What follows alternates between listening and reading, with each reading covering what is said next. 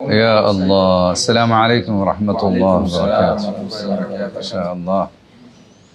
It's a very happy moment to sit with you after the youth conference. So the guests coming from different parts of the world, from south and from west and east, and from the capital of the Osmaniyate. MashaAllah, we are very happy to see you here in Markaz Knowledge City. So I would like to know your feelings about the Kerala, the state of Kerala.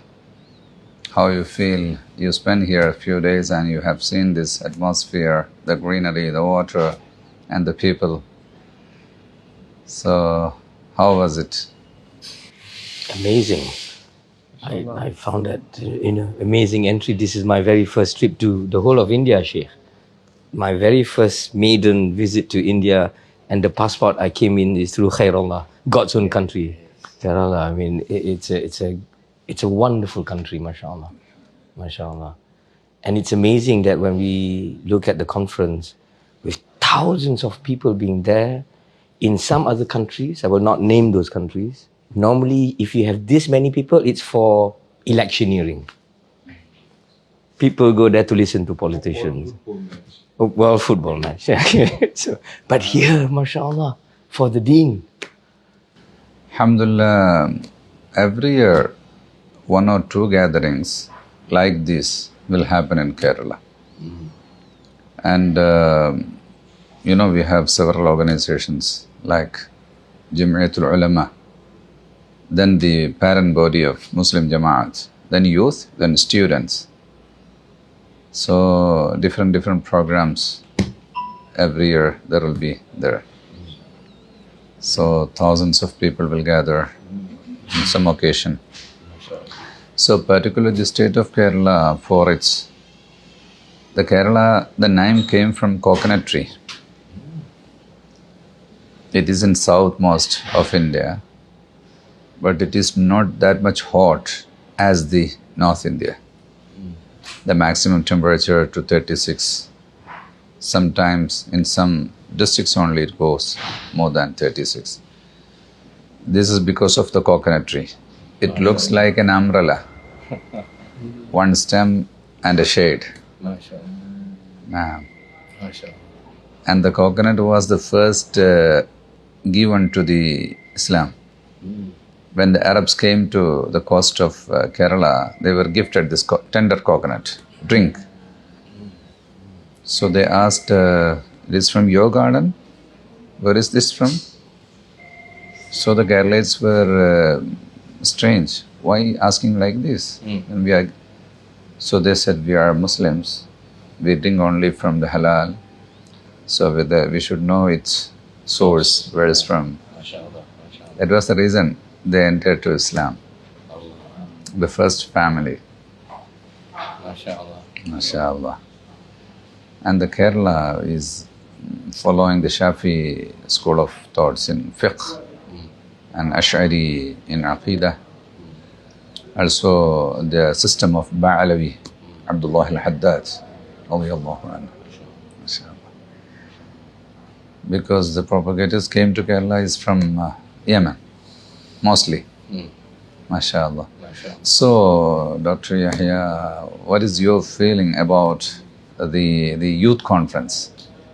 MashaAllah, it was very, very beautiful to see. One of the things that stood out in my mind is how integrated you are into the society here.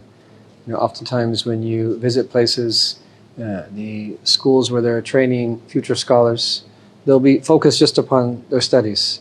They don't train them from the early stages to know how to interact with society at all different levels. So I was very impressed to see that in addition to that big tent where you had the book fair, but then you also have the exposition there of all the different businesses, and that from medicine to that construction to that AI and technology and things of that nature. And I thought that was just really important. There's a bifurcation of knowledge in the Muslim world still that we're suffering from. But to try to bridge that gap of the sacred sciences, and then from the perspective of the sacred to engage that everyday life, I think, is one of the things that really stood out for me. So. And there was one area of EduSign.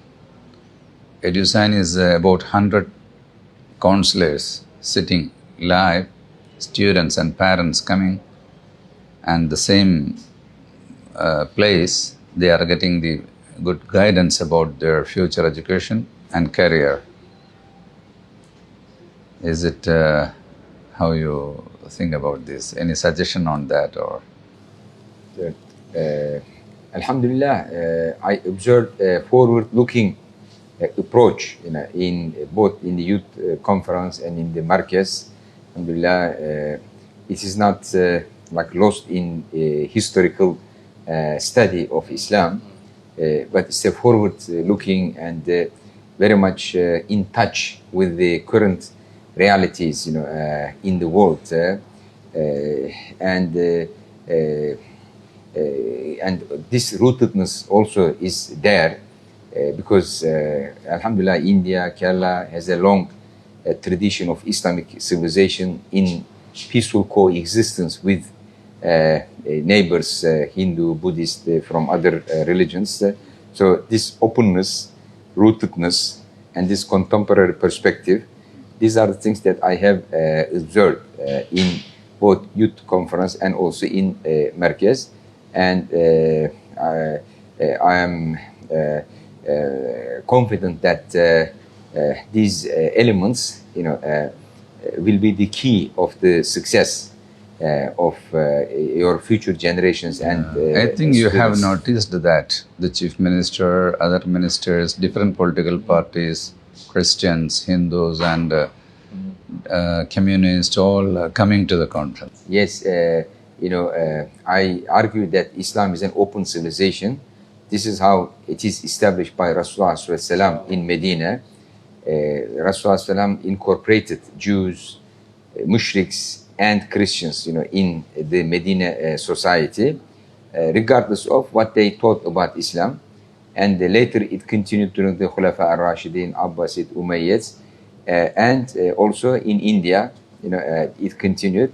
I use Muslims in India as a good example of Islamic open civilization, where Muslims coexist peacefully with non-Muslims who are not Ahl Kitab, not Christian and Jew. So a good example is like Andalusia, Ottoman Empire, but I believe Indian example and Indian experience is more important to demonstrate universalism of Islam to the whole world. Yeah. That Muslims here, has been living with non-Muslims who are not Ibrahimi, who don't follow the Abrahamic religions, and this is the Adami open civilization You based have on the witnessed Adami. that, yeah. India, the Muslim minority is enjoying its freedom. You have seen that big tent, about 10,000 resident delegation, 3 days. And in the open conference, about 25,000 people coming from different walks of life, evening session only. So how in India the Muslims are free to propagate their deen, for gathering, for expression of their thoughts, everything. Sometimes people from other countries, they don't know Muslims are this much free in India. Whether you were thinking like this before you come here? Well, I think some of us thought that this is quite an amazing sight. I mean, who would have thought that in a country where secularism, quote unquote, is the main system here, you really can't even see secularism in the way that we see that in the West, for example. And I think that is very interesting. In places where Islamophobia is quite pronounced and quite high, here you see people mingling quite naturally. And I'm reminded, Sheikh, of one of the Ba'alawis from our country in Singapore, Habib Hassan al-Attas. He mentioned that whenever Islam goes, if it is certainly not by the sword, as in the case of Andalusia, it will always remain and it will last. And I think what he said is actually quite true. I think the example of Kerala here in India, for example, is an example where Islam had been rooted here from the earliest times until today. And that's really because they never fought to bring Islam here, in the same way that Islam came to my country in Malaysia, in Singapore, and in Indonesia. But I wanted to pick up what you just mentioned to Dr. Rajab earlier about the EduCity, which is very interesting. The counselors that they actually had. I don't know whether you guys saw this. This is very interesting for myself. And I teach at Oxford University, and we are very concerned always to have access programs for students who would like to go to the university. But when I saw the counselors there, I just thought this is like, mashallah, the SYS conference way of killing two birds with one stone. And what do I mean by that is, on the one hand, you're giving career counseling advice to essentially people who also come from madrasas, on the one hand, people who come from school and they don't know what to do.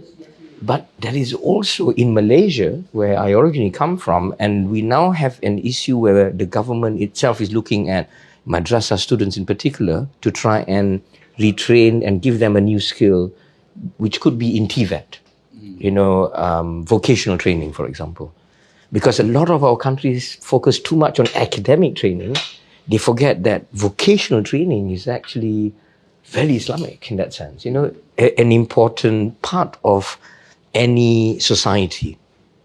And Germany is a good example in the West, where they have very advanced, vocational training programs. So your, if you're asking for what could be done to improve, and I think this is the bit that I would say. EduSign program, it is a permanent system, so your valuable advices will add to it future. MashaAllah. Inshallah. It is under the WEFI. It means Wisdom Education Foundation, India. Alhamdulillah. And now we are sitting in the Knowledge City, Markaz Knowledge City. We recently established, not yet completed. So, Alhamdulillah, you all traveling around the world, you are living in big cities. Also, new cities developed in your countries like Putrajaya and in Istanbul. We developed this city by the ulama and the Islamic society, not by government or a rich community. So it's a city around the masjid. Masjid-centric city, education institutions and commercial project, hospitality, hospitals and markets. So this is the apt time to get your races for this, inshallah. Hadara.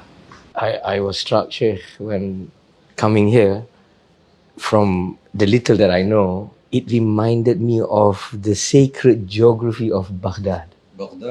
Because Baghdad was designed during the time of Khalifa Mansur as a dairah, as a circle. The round city of... The only difference is the center of Baghdad is the palace. MashaAllah, the palace is the palace of Allah subhanahu wa ta'ala. I mean, but amazing. So when I came here and I thought, I asked one of our friends taking care of it, I said, can I see a map of the city? Can I see? So it is basically a circle, just like Baghdad. So it's an amazing thought that is put into this, mashallah. Dr. Rajab, we were talking about the civilization or the city of Markaz Knowledge City. Yes. What is lacking here, or what is to add to it? Yeah. First of all, let me begin with the name Markaz, because in Istanbul we have Markaz Efendi Külliyesi. So this sheikh was named Markaz. Why? Because his name is Hüsamettin, I think. But his sheikh Sümbül Efendi loved him so much. But other students, they were jealous of him. So one day sheikh wanted to show them why he loved Hüsamettin more than themselves. So he asked this question to the students: if you were given the chance to make changes in the world, what kind of changes you would make? And then everyone said something. Like one said, I would leave no kufr in the world. The other said, I would leave no war, eliminate all the wars. Some said, I would make no winter, etc.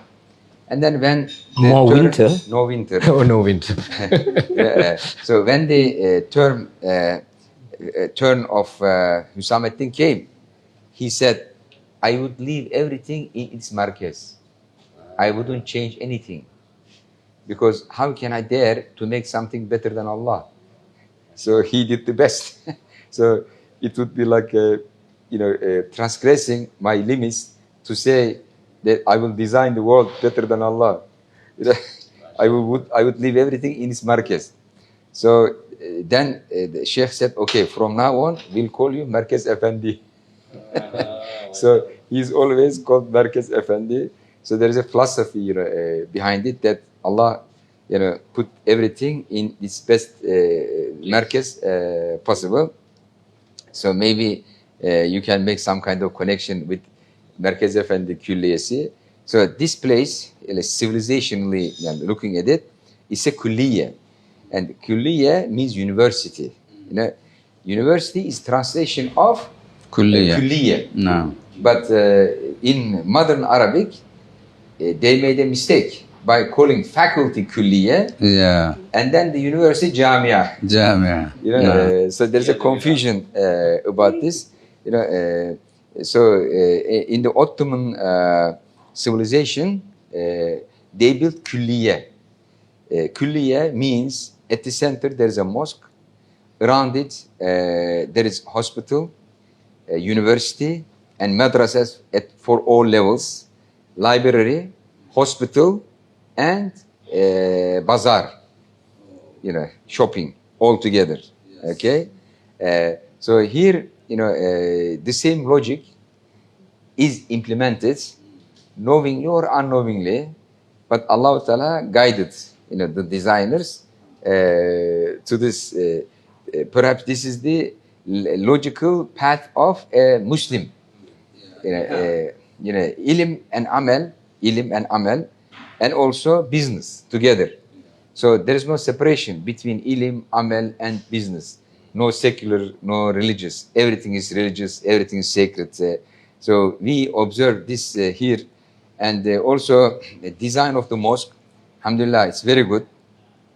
In the Muslim world, we have some mosques without any symbolism, without any design, without any decoration. They are like storage room, just to cover as many people as possible. But here, when you enter there, you become aware that you are entering a worship place, and all the names like reminding you ashab, and also the ulama and awliya who lived before us. So basically, you are reminded that you are their descendants, and you are following their footsteps. So this gives a spiritual depth and also historical rootedness, to people who are entering there. And the design, mashallah, is perfect, with the wood. So it makes the design a unique and distinct design, alhamdulillah. So like someone who sits there gets transformed and feels this spirituality. So the ikhlas of the people who build it already reflected there. MashaAllah, it's very clean, very orderly. I am impressed, with the orderliness, and everything is systematized. MashaAllah. So this is what impressed me, in Markaz, in education city, alhamdulillah. And you did the most wise thing by building these residential houses here to populate the masjid. Sometimes, this is also part of this civilizational perspective, like a bazaar shopping center and homes are necessary to bring life to the big masjid. So in some places they build a big masjid, nothing around it. It's like dehumanized, depopulized, by building these shops, and then building homes near to it. Basically, you are humanizing, you are populating the environment, and also school is near to it. There is hospital, there is hotel, cafe, everything. So it brings life to it. So this is much better than like making a big masjid and around this is empty and nobody around. No one would want to go there because there is big distance. So alhamdulillah, it's a very good design, inshallah. Inshallah. Shaykh Yahya. MashaAllah. One of the things that I tend to look from this perspective, I was once before I became Muslim, a Protestant Christian. And if anyone's ever experienced that before, they'll know what I'm referring to when we talk about the compartmentalization of religion. This is one of the main traits of our time, where people's religions become compartmentalized. This is just one aspect of their life. You can go to church one day of the week and then you kind of have a general sense of morality and try to be a good person, and that's it. And I think that human beings suffer when this is the case. When I became Muslim and was introduced to the holistic teachings of Islam as a deen, as an entire way of life, a way of being. Dr. Rajab was speaking about Futuwa these past couple of days, and this code. There's just a way of the prophets that you're supposed to follow. And I think that the more that Muslims have been, in Muslim civilization, have been infected and affected by modernity, that you see the same things happening. And I think it's an upward battle. It's very easy that the natural state of things is to be compartmentalized unless you fight against it. I mean, surely from that, like we live in the West, I live in the United States of America, Dr. Afifi lives in England, more so in the West than in other places, but it's also in every that country to this day that's been impacted by this. And I think that it's really beautiful to see kind of this amazing Markaz where they're going against the grain. And they're trying to, because if you think about it, that someone on their own, that's a very difficult thing to expect people to do, to have the requisite knowledge and state of heart that you need to live your personal life of piety, your family life, your social life, your work life, your community life. To be able to do that on your own and to work that out is not an easy thing. So to have something like this, I think that facilitates that for people. And then necessarily what follows is healthy living. I think one of the great barometers for how people are doing in the Muslim world and at an individual, family, communal level is to see how healthy that society, those families, those individuals are. And I've always thought of health as having 6 different dimensions. You have the most important, which is the spiritual and the religious. And then you have the psychological and the emotional. And then you can have the rational and the intellectual. Then you have the physical. But then you have the 2 that are exterior to the human being, the social and then the environmental. So to come here and to see, as Dr. Rajab mentioned, people are living here together. They're praying together. That you took us to the mountain this morning. We got to see the beautiful landscape and learn about all of the amazing things that are being grown here, and the importance of agriculture and the importance of preserving the environment and so forth. And then the other dimensions as well, the physical and that everything that comes from that. We're in a lobby here where you have rooms, mashallah, of the different types of, I don't like to call it alternative medicine, the foundational medicine, Ayurvedic and Unani Tib, and Chinese medicine, homeopathy. And this when we go against the grain like this, and with examples of what you're doing, I think that this is a great service to humanity. And I'm hoping that this place will be, inshallah ta'ala, a place that many people can come and be inspired to do what they can in the places that they come from. And this is certainly one of my intentions in coming here, is to benefit from this beautiful model and to hopefully do what it is that we can back home in my country. Inshallah. America, we can have, inshallah, one Markaz knowledge. Inshallah. Multiple. Multiple. All throughout. America is big, like India. So all throughout America, inshallah. Inshallah. Multiple. Branches of the Markaz. Inshallah.